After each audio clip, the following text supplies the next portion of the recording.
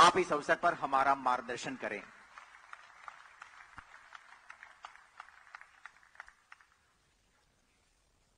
नमस्कार। गुजरात के गवर्नर श्री आचार्य देवव्रत जी, गृह और सहकारिता मंत्री श्री अमित भाई शाह, केंद्रीय कृषि और किसान कल्याण मंत्री नरेंद्र सिंह तोमर जी, गुजरात के मुख्यमंत्री श्री भूपेंद्र भाई पटेल जी, उत्तर प्रदेश के मुख्यमंत्री योगी आदित्यनाथ जी, अन्य सभी महानुभाव, देश के कोने कोने से हजारों की संख्या में जुड़े मेरे किसान भाई और बहनों, देश के कृषि सेक्टर, खेती, किसानी के लिए आज का दिवस बहुत ही महत्वपूर्ण है। मैंने देश भर के किसान साथियों से आग्रह किया था कि नेचुरल फार्मिंग के नेशनल कॉन्क्लेव से जरूर जुड़े। और जैसा अभी कृषि मंत्री तोमर जी ने बताया, करीब करीब 8 करोड़ किसान टेक्नोलॉजी के माध्यम से देश के हर कोने से हमारे साथ जुड़े हुए हैं।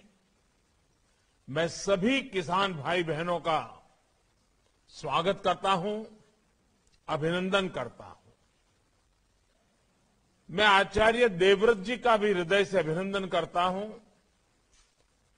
मैं बहुत ध्यान से एक विद्यार्थी की तरह आज मैं उनकी बातें सुन रहा था। मैं स्वयं तो किसान नहीं हूं, लेकिन बहुत आसानी से मैं समझ पा रहा था कि प्राकृतिक कृषि के लिए क्या चाहिए, क्या करना है। बहुत ही सरल शब्दों में उन्होंने समझाया है और मुझे पक्का विश्वास है आज का उनका ये मार्गदर्शन, और मैं जानबूझकर आज पूरा समय उनको सुनने के लिए बैठा था, क्योंकि मुझे मालूम था कि उन्होंने जो सिद्धि प्राप्त की है, प्रयोग सफलतापूर्वक आगे बढ़ाए हैं, हमारे देश के किसान भी उनके फायदे की इस बात को कभी भी कम नहीं आंकेंगे, कभी भी भूलेंगे नहीं। साथियों, ये कॉन्क्लेव गुजरात में भले हो रहा है, लेकिन इसका दायरा, इसका प्रभाव पूरे भारत के लिए है, भारत के हर किसान के लिए है। एग्रीकल्चर के अलग अलग आयाम हो, फूड प्रोसेसिंग हो, नेचुरल फार्मिंग हो, ये विषय 21वीं सदी में भारतीय कृषि का कायाकल्प करने में बहुत मदद करेंगे। इस कॉन्क्लेव के दौरान यहां हजारों करोड़ रुपए के समझौते, उसकी भी चर्चा हुई, उसका भी कुछ प्रगति हुई है। इनमें भी इथेनॉल, ऑर्गेनिक फार्मिंग और फूड प्रोसेसिंग को लेकर जो उत्साह दिखा है, नई संभावनाओं को विस्तार देता है। मुझे इस बात का भी संतोष है कि गुजरात में हमने टेक्नोलॉजी और नेचुरल फार्मिंग में तालमेल के जो प्रयोग किए थे, वो पूरे देश को दिशा दिखा रहे हैं। मैं फिर एक बार गुजरात के गवर्नर आचार्य देवव्रत जी का विशेष आभार व्यक्त करना चाहता हूं, जिन्होंने देश के किसानों को नेचुरल फार्मिंग के बारे में इतना सरल शब्दों में स्व अनुभव की बातों के द्वारा बड़े विस्तार से समझाया है। साथियों, आजादी के अमृत महोत्सव में आज समय अतीत के अवलोकन का, उनके अनुभवों से सीख लेकर नए मार्ग बनाने का भी है। आजादी के बाद के दशकों में जिस तरह देश में खेती हुई, जिस दिशा में बढ़ी, वो हम सब ने बहुत बारीकी से देखा है। अब आजादी के 100वें वर्ष तक का जो हमारा सफर है, आने वाले 25 साल का जो सफर है, वो नई आवश्यकताओं, नई चुनौतियों के अनुसार अपनी खेती को ढालने का है। बीते 6-7 साल में बीज से लेकर बाजार तक किसान की आय को बढ़ाने के लिए एक के बाद एक अनेक कदम उठाए गए हैं। मिट्टी की जांच से लेकर सैकड़ों नए बीज तैयार करने तक, पीएम किसान सम्मान निधि से लेकर लागत का 1.5 गुना एमएसपी करने तक, सिंचाई के सशक्त नेटवर्क से लेकर किसान रेल तक अनेक कदम उठाए हैं। और श्रीमान तोमर जी ने इसका कुछ जिक्र भी अपने भाषण में किया है। खेती के साथ साथ पशुपालन, मधुमक्खी पालन, मत्स्य पालन और सौर ऊर्जा, बायोफ्यूल जैसे आय के अनेक वैकल्पिक साधनों से किसानों को निरंतर जोड़ा जा रहा है। गांवों में भंडारण, कोल्ड चेन और फूड प्रोसेसिंग को बल देने के लिए लाखों करोड़ रुपए का प्रावधान किया है।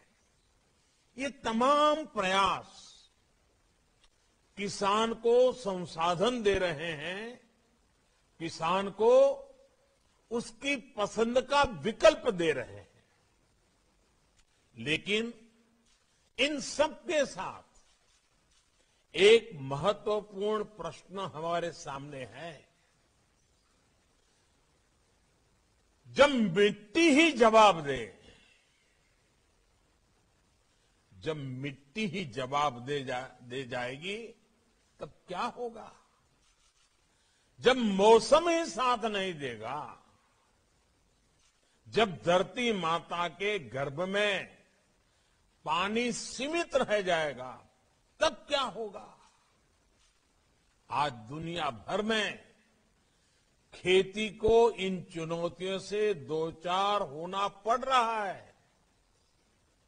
ये सही है कि केमिकल और फर्टिलाइजर ने हरित क्रांति में अहम रोल निभाया है, लेकिन ये भी उतना ही सच है कि हमें इसके विकल्पों पर भी साथ ही साथ काम करते रहना होगा और अधिक ध्यान देना होगा। खेती में उपयोग होने वाले कीटनाशक और केमिकल फर्टिलाइजर हमें बड़ी मात्रा में इंपोर्ट करना पड़ता है। बाहर से, दुनिया के देशों से अरबों खरबों रुपया खर्च करके लाना पड़ता है। इस वजह से खेती की लागत भी बढ़ती है, किसान का खर्च बढ़ता है और गरीब की रसोई भी महंगी होती है। ये समस्या किसानों और सभी देशवासियों की सेहत से जुड़ी हुई भी है। इसलिए सतर्क रहने की आवश्यकता है, जागरूक रहने की आवश्यकता है। साथियों, गुजरात में एक कहावत है, हर घर में बोली जाती है, पानी आवे तो पहला पाळ बांधो।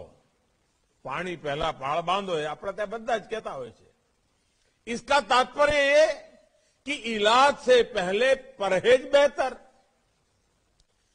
इससे पहले की खेती से जुड़ी समस्याएं भी विकराल हो जाए, उससे पहले बड़े कदम उठाने का ये सही समय है।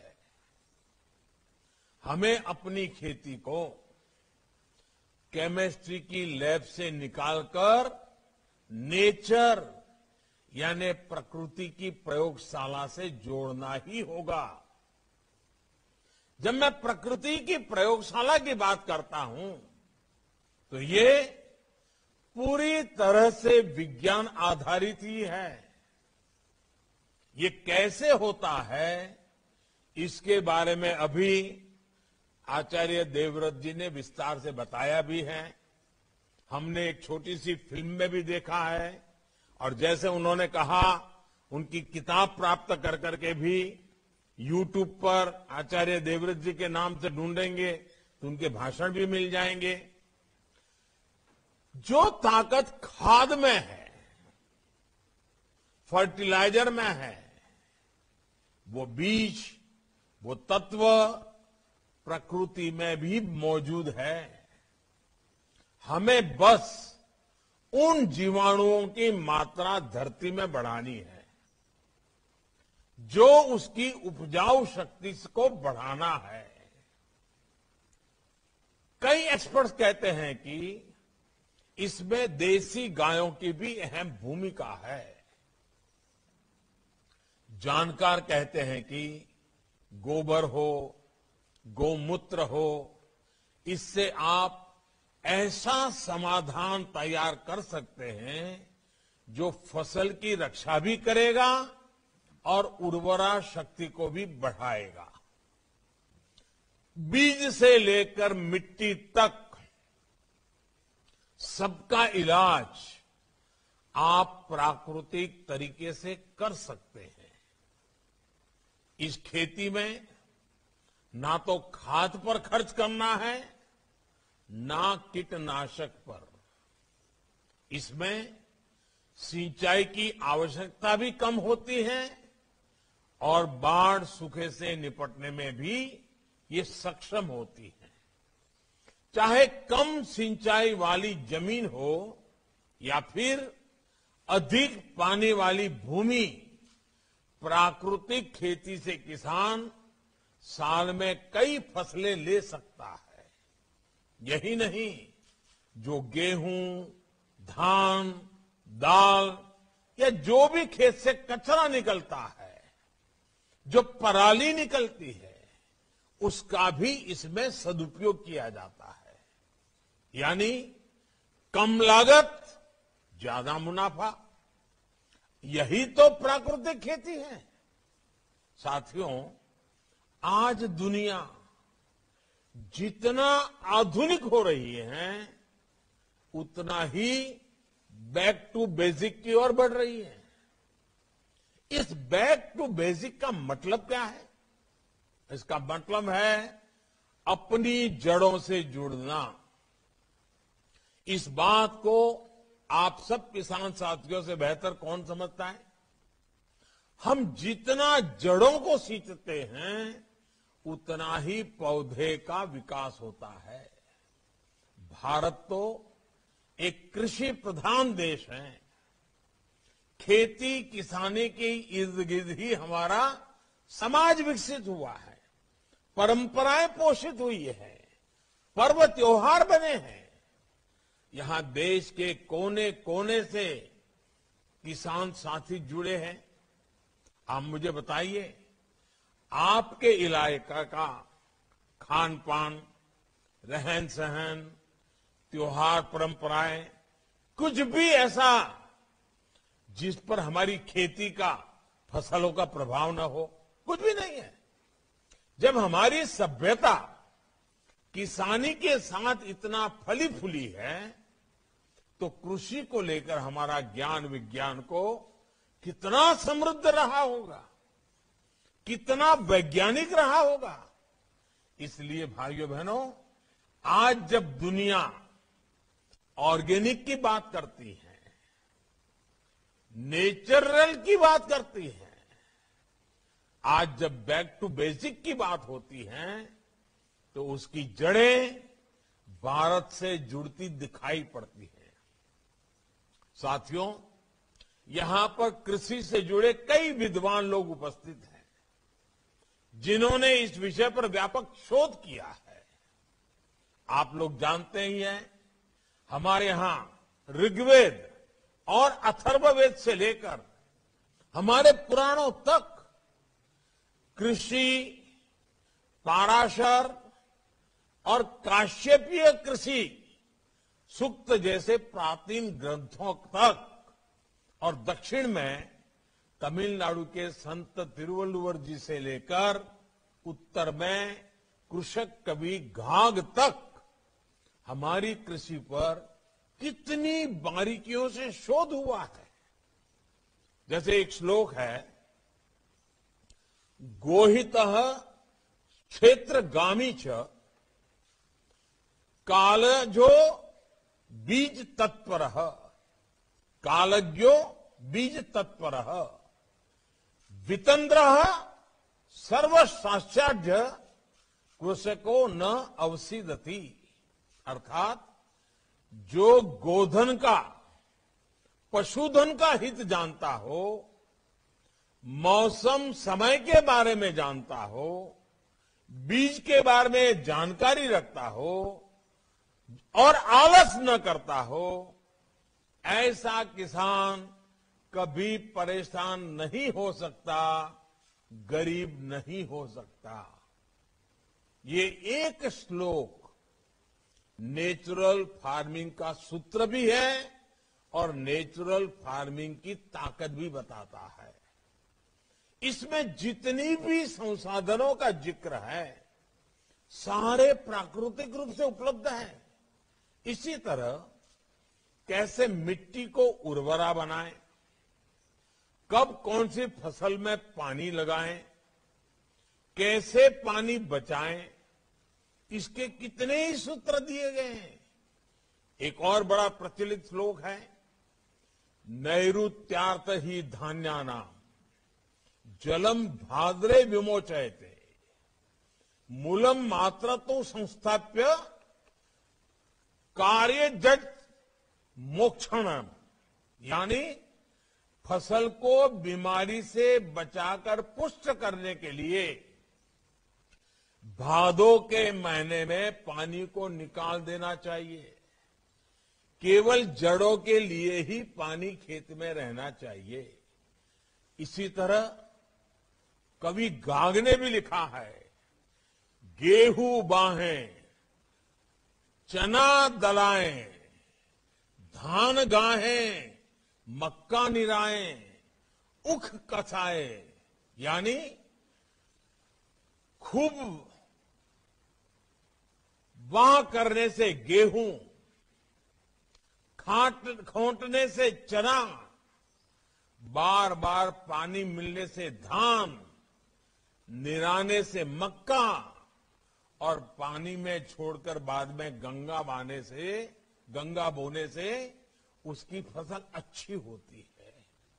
आप कल्पना कर सकते हैं, करीब करीब 2000 वर्ष पूर्व तमिलनाडु में संत तिरुवल्लुवर जी ने भी खेती से जुड़े कितने ही सूत्र दिए थे।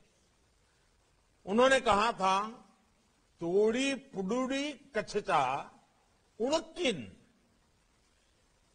पीड़ी थेरुवम बेंडादू सालप पड़ुम। अर्थात if the land is dried so as to reduce 1 ounce of earth to quarter, it will grow plentifully even without a handful of manure. साथियों, कृषि से जुड़े हमारे इस प्राचीन ज्ञान को हमें न सिर्फ फिर से सीखने की जरूरत है, बल्कि उसे आधुनिक समय के हिसाब में तराशने की भी जरूरत है। इस दिशा में हमें नए सिरे से शोध करने होंगे, प्राचीन ज्ञान को आधुनिक वैज्ञानिक फ्रेम में डालना होगा।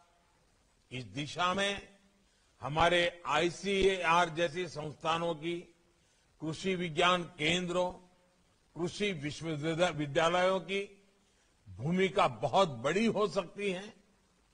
हमें जानकारियों को केवल रिसर्च पेपर्स और थियरीज तक ही सीमित नहीं रखना है, हमें उसे एक प्रैक्टिकल सक्सेस से बदलना होगा।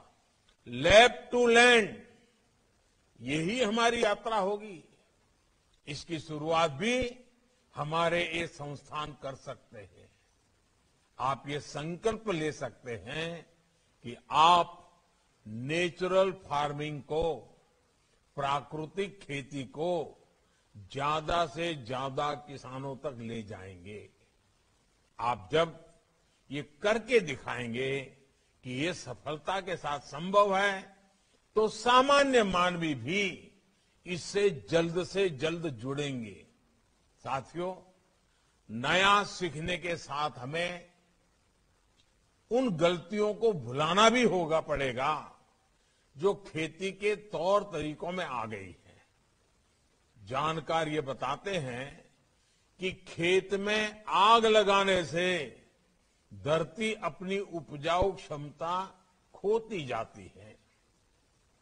हम देखते हैं कि जिस प्रकार मिट्टी को, और ये बात समझने जैसी है, जिस प्रकार मिट्टी को जब तपाया जाता है तो वो ईंट का रूप ले लेती है और वो ईंट इतनी मजबूत बन जाती है कि इमारत बन जाती है। लेकिन फसल के अवशेषों को जलाने की हमारी यहां परंपरा सी पड़ गई है। पता है कि मिट्टी तपती है तो ईंट बन जाती है, फिर भी हम मिट्टी तपाते रहते हैं।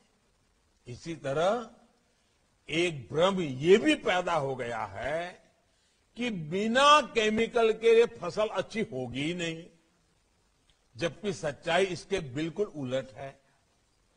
पहले केमिकल नहीं होते थे, लेकिन फसल अच्छी होती थी। मानवता के विकास का इतिहास इसका साक्षी है।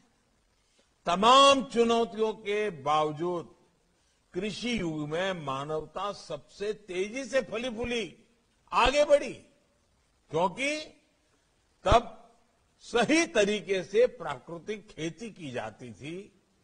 लगातार लोग सीखते थे। आज औद्योगिक युग में तो हमारे पास टेक्नोलॉजी की ताकत है, कितने साधन हैं, मौसम की भी जानकारी है। अब तो हम किसान मिलकर के एक नया इतिहास बना सकते हैं।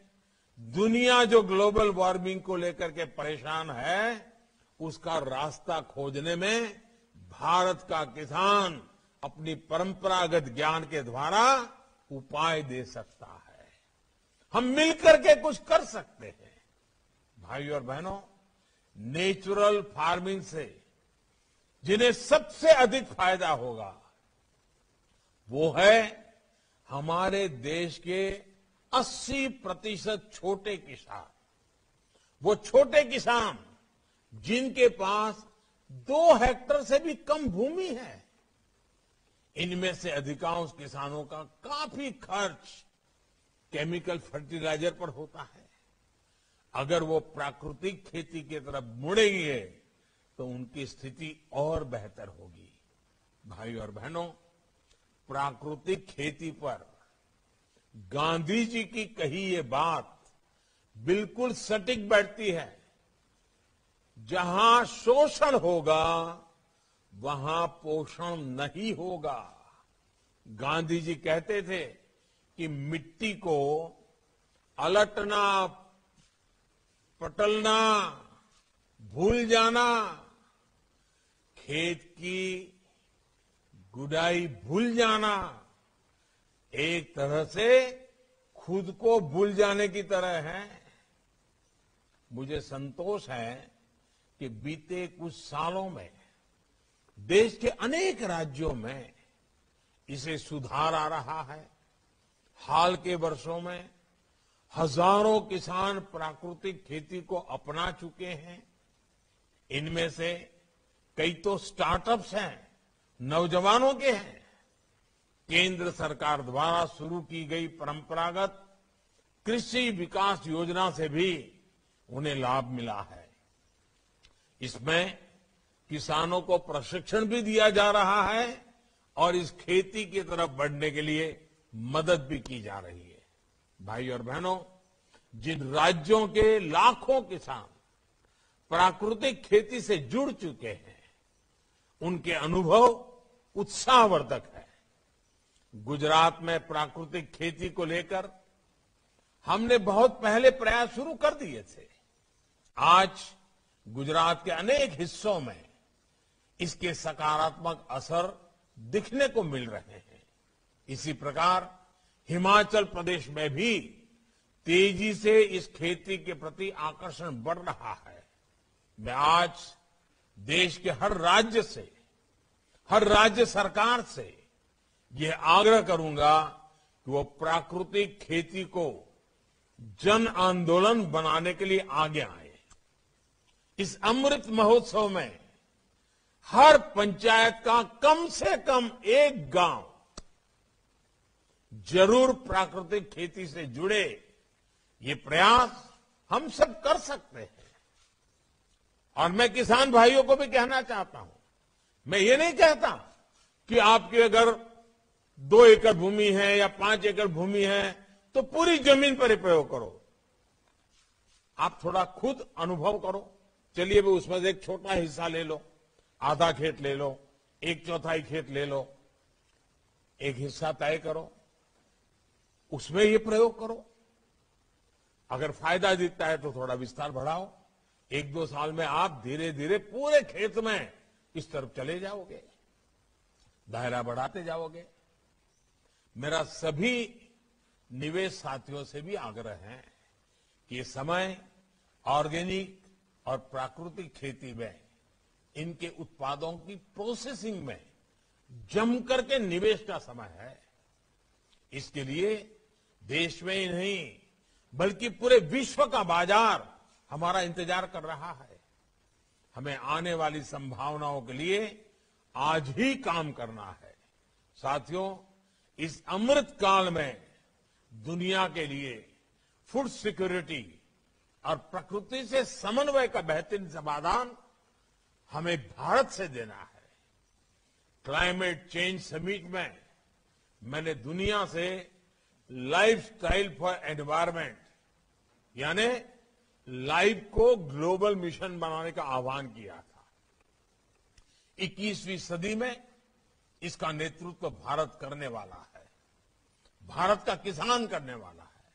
इसलिए आइए आजादी के अमृत महोत्सव में मां भारती की धरा को रासायनिक खाद और कीटनाशकों से मुक्त करने का संकल्प ले।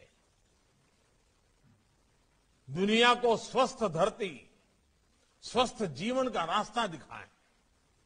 आज देश ने आत्मनिर्भर भारत का सपना संजोया है।